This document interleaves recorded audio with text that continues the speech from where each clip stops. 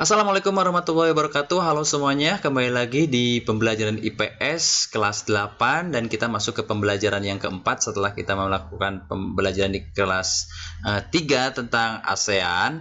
Jadi kita juga mau meneruskan atau melanjutkan pembelajaran materi tersebut dan bersama saya sangat senang bisa kembali lagi membimbing kalian pada kesempatan hari ini, dan saya akan selalu membuka diri kalau misalnya kalian memiliki kesulitan dalam istilah-istilah yang kalian tidak pahami, atau misalnya apa yang saya sampaikan tidak cukup jelas, silahkan kalian masuk saja ke chat saya, atau misalnya kalian juga bisa diskusi dengan teman di grup WhatsApp, ataupun kalian bisa sampaikan pertanyaan di kolom komentar.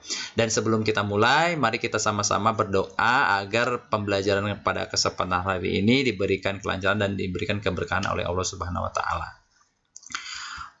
Di pembelajaran hari ini kita masih mengenai ASEAN, jadi kita masuk ke poin pengaruh kerjasama terhadap kehidupan di negara-negara ASEAN. Ini poinnya. Jadi pengaruh terhadap apa sih? Jadi kerjasama itu, ketika misalnya kita melakukan kerjasama, khususnya adalah di ASEAN itu akan berpengaruh terhadap kehidupan ekonomi, kehidupan sosial, kehidupan budaya, kehidupan politik, juga kehidupan pendidikan. Ini adalah poin-poin pentingnya yang akan kita bahas. Jadi skema kerjasama itu kan kita juga sudah melakukan pembelajaran di pembelajaran yang pertama, kedua, dan ketiga itu kita masih membahas tentang ASEAN ini. Jadi skema kerjasamanya semacam ini. Contoh misalnya ini suatu negara, ini suatu negara, mereka bersama-sama melakukan kerjasama, membuat organisasi, maka di situ akan ada ruang-ruang yang dimana mereka berkaitan. Jadi ketika misalnya ini misalkan negara A, negara B, dan negara C, antara negara A dan B dan C itu saling berkaitan, sehingga ada ruang-ruang di mana ruang-ruang tersebut akan mempengaruhi sesuatu, atau misalnya memberikan corak-corak terhadap negara-negara lain, baik misalkan Indonesia ke negara lain atau misalkan negara lain ke Indonesia, seperti itu skema kerjasamanya. Jadi kalau misalnya kita memiliki teman bersama kita, maka kita mungkin akan mempengaruhi teman kita, dan teman kita akan mempengaruhi kita. Itu secara secara naluri, secara alamiahnya seperti itu, termasuk kerjasama bilateral internasional. Kemudian, jadi sebelum saya masuk ke poin yang tadi, kita masuk ke pembelajaran pembahasannya, saya akan selalu ingatkan kepada kalian untuk selalu positif dalam menemukan perubahan yang sedang kita hadapi. Di antaranya adalah kita pembelajaran jarak jauh, kita melakukan pembelajaran tidak tatap muka, sehingga kita harus membantingkan setir untuk pembelajaran seperti ini, misalkan pembelajaran online. Jadi kita jangan sampai mengeluh, jangan sampai merasa bahwa kita itu tidak berguna. Jadi saya selalu mengingatkan bahwa kita selalu positif, kita harus inovasi, kita harus kreatif dalam menghadapi perubahan ini. Jadi ayo tetap semangat, ayo tetap positif gitu melakukan pembelajaran. Termasuk sekarang, pembelajaran sekarang, ayo kita selalu semangat gitu. Baik, kita masuk kepada poin yang pertama, adalah bahwa kerjasama itu mempengaruhi kehidupan ekonomi. Jelas.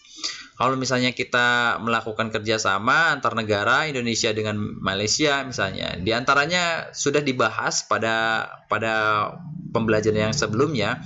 Contoh misalnya kita di kita itu banyak sekali padi. Jadi di negara yang lain tidak memiliki padi, maka untuk memenuhi kebutuhan negara orang lain, maka kita ekspor dari kita ke luar.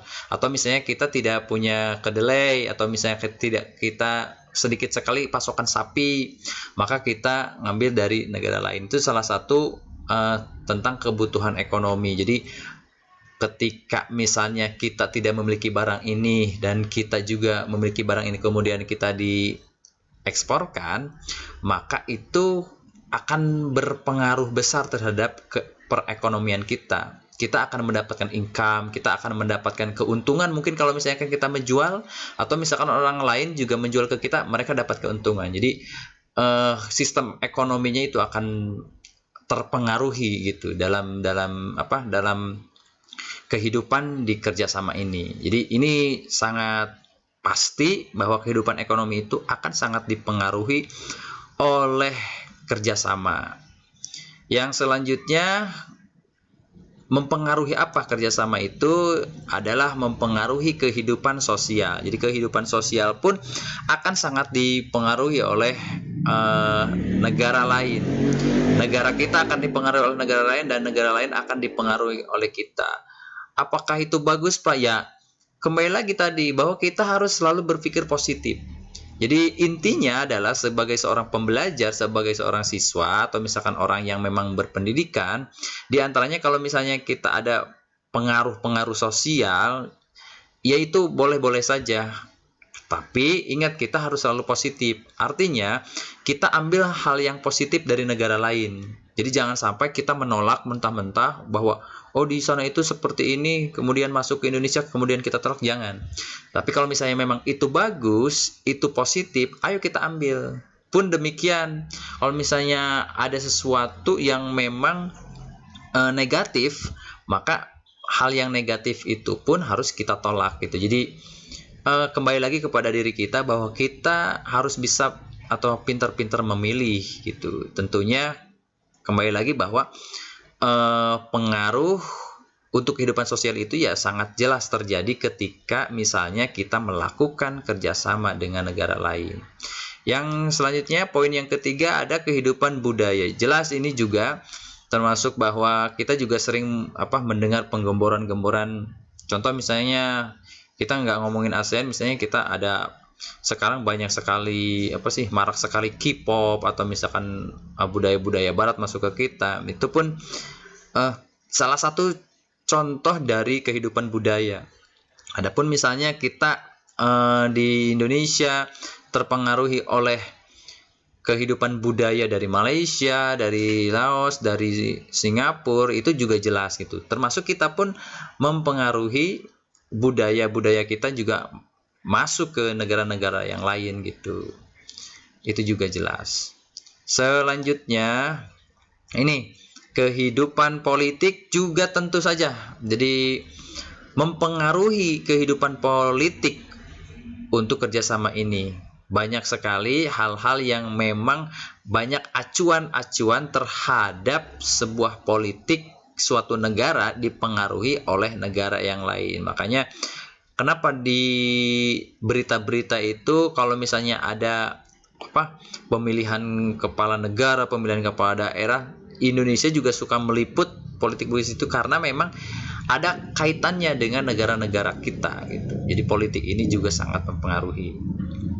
Yang selanjutnya tentang kehidupan pendidikan. Nah, ini yang juga sangat menarik kita bahas karena apa? Karena kalau misalkan kita mendengarkan cerita-cerita orang tua zaman dulu, katanya di Indonesia itu banyak sekali guru-guru dulu itu banyak sekali guru dari Indonesia dikirim ke Malaysia untuk mengajar di Malaysia karena Malaysia dulu itu agak sedikit tertinggal. Jadi di guru-guru di Indonesia dikirim ke Malaysia.